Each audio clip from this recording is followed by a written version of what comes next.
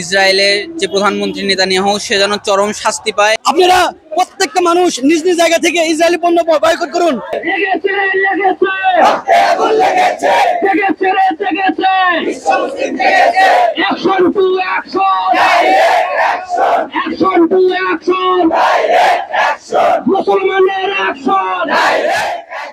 ফিলিস্তিনে যেটা চলতেছে এটা মানে একদম মানবাধিকার বিরোধী। আমরা চাই ইসরায়েলের যে প্রধানমন্ত্রী নেতানিয়াহু সে যেন চরম শাস্তি পায়। এর জন্য যেন আল্লাহ তাআলা আমাদেরকে আবার আবাবিল পাখি দিয়ে না হলেও যে কোনো কিছুতে আমাদের যেন সাহায্য করে, আমাদের যেন ত্রাণকর্তা ইমাম মাহদী যেন আমাদের মধ্যে আগমন হয়, আমরা সেটাই চাই। ফিলিস্তিনের পক্ষ নিয়ে আজ রাজপথে নেমেছি, শুধু একটা আমাদের দাবি, আমাদের মুসলিম ভাইদেরকে যেভাবে ইহুদিরা ইসরায়েল বাহিনীরা হত্যা করছে, আমরা অবিলম্বে এই হত্যাটা বন্ধ চাই। আমরা আমাদের মুসলমান ভাইদের জন্য আমাদের জীবন দিতেও রাজি আছি।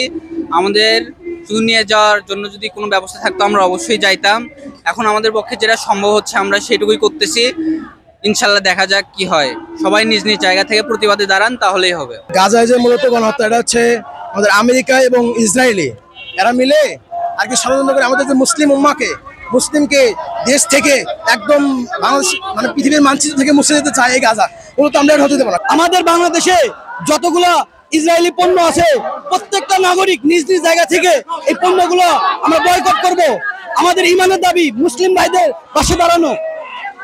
আপনারা প্রত্যেকটা মানুষ নিজ নিজ জায়গা থেকে ইসরায়েলি পণ্য বয়কট করুন। যখন তাদের অর্থনৈতিকভাবে আমরা ক্ষতি করতে পারবো, অবশ্যই তারা ভেঙে যাবে, তারা দুর্বল হয়ে যাবে। ইসরায়েলি ইহুদিরা মুসলমান ফিলিস্তিনের ভাই বোনদেরকে তারা যে নির্মমভাবে হত্যা করতেছে, এর প্রতিবাদে আজকে আমরা বগুড়া থেকে আমরা একটি মিছিল বের করেছি।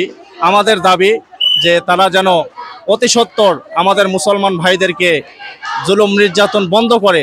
যদি তারা জুলুম নির্যাতন বন্ধ না করে তাহলে আমরা জিহাদের প্রস্তুতি নিয়ে আমরা ইনশাআল্লাহ ঝাঁপিয়ে পড়ব। দুনিয়ার মুসলিম সাবিলুনা